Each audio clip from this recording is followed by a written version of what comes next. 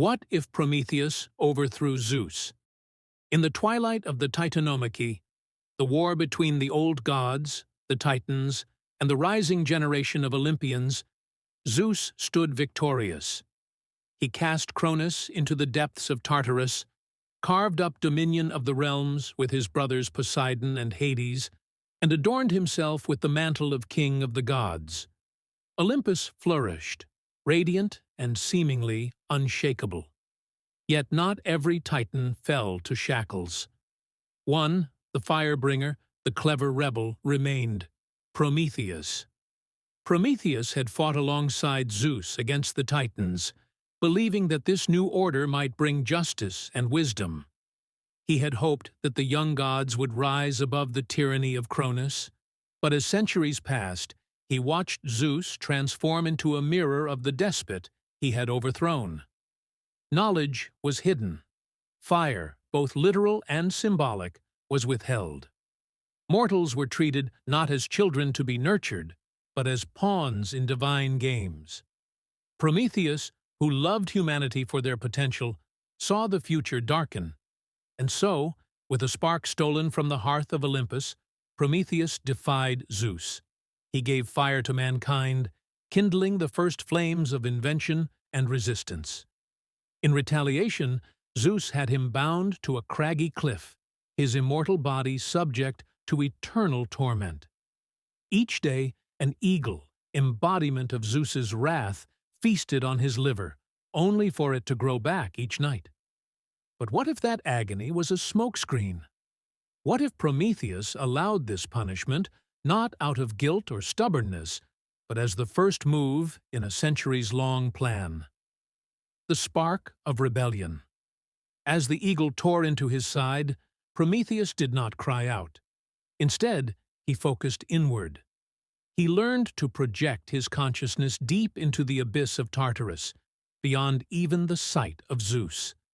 There, amidst darkness and ancient echoes, he communed with forgotten powers, imprisoned titans, echoes of primal entities, and Gaia herself, the Earth Mother. From her, he learned of a magic older than time, a magic that slumbered beneath Olympus, beneath the very bones of the world. Gaia offered Prometheus a pact. She would help him unlock this primordial force, but it would require a mortal vessel, a child born of mortal flesh, but carrying the curiosity and courage of Titans. So Prometheus scattered fragments of his essence into the bloodlines of humankind. Generations passed, myths became stories, fire became civilization, and then, under a blood-red eclipse, a child was born: Thera. Thera, an orphan raised in obscurity, was marked by strange dreams and moments of uncanny insight. At the age of 16, she began to hear a voice in her mind, calm, ancient, and full of warmth. Prometheus spoke to her in riddles and visions, guiding her toward the truth. She saw through the illusions of the gods. Their temples were monuments to vanity. Their gifts were gilded chains. And she knew then that Olympus had to fall. The gathering of the forgotten Prometheus guided Thera to others like her, those forgotten or cast aside by the divine order. Her first ally was Ajax, a demigod born of Hecate and a mortal warrior. Trained in the arts of battle and shadow magic, Ajax had seen firsthand the cruelty of the gods in mortal wars. He thirsted not for vengeance, but for liberation. Next was Myron, a blind prophet once favored by Apollo, until he dared speak of the god's eventual downfall. Blinded for his defiance, Myron now saw not with eyes, but with the threads of fate itself.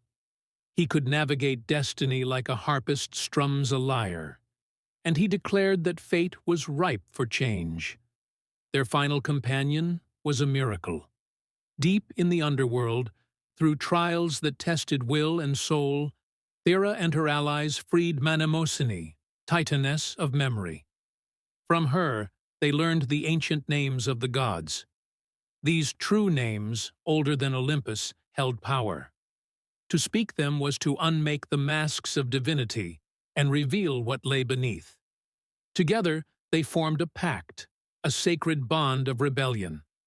They called themselves the Flamebound, bearers of the spark, kindlers of a new age.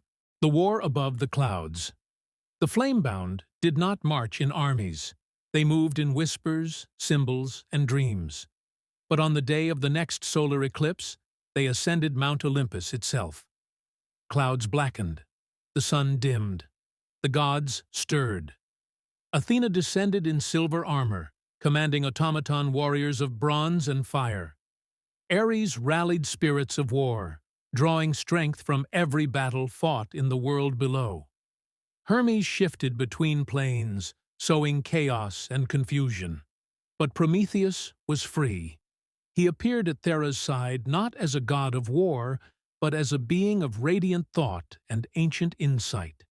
His form shimmered with the dreams of humankind, his eyes aflame with knowledge. The Flamebound clashed with the gods. Myron turned Apollo's foresight against him, trapping him in a vision of his own undoing.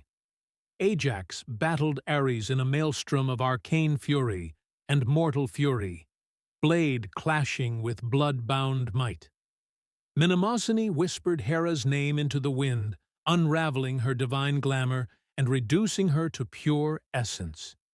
And at the summit, Thera faced Zeus. "You fear mortals because you know what they can become," she said.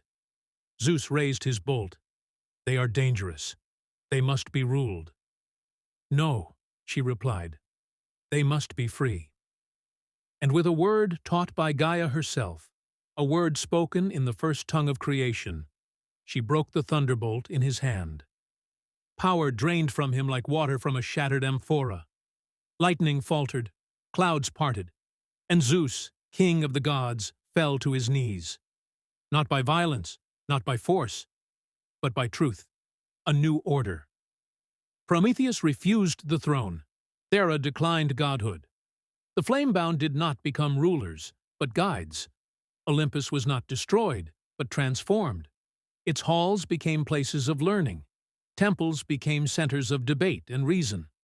Mortals, spirits, and gods mingled freely. Fire, as a symbol of invention, freedom, and passion, was no longer a divine gift. It was a shared heritage. Humanity entered a new era, one defined not by worship, but by partnership. The gods walked among the people, no longer aloof, no longer unchallenged. But in the depths of Tartarus, something stirred. Cronus, unchained in the chaos of the rebellion, opened one eye. The age of the Titans was not over. It was waiting.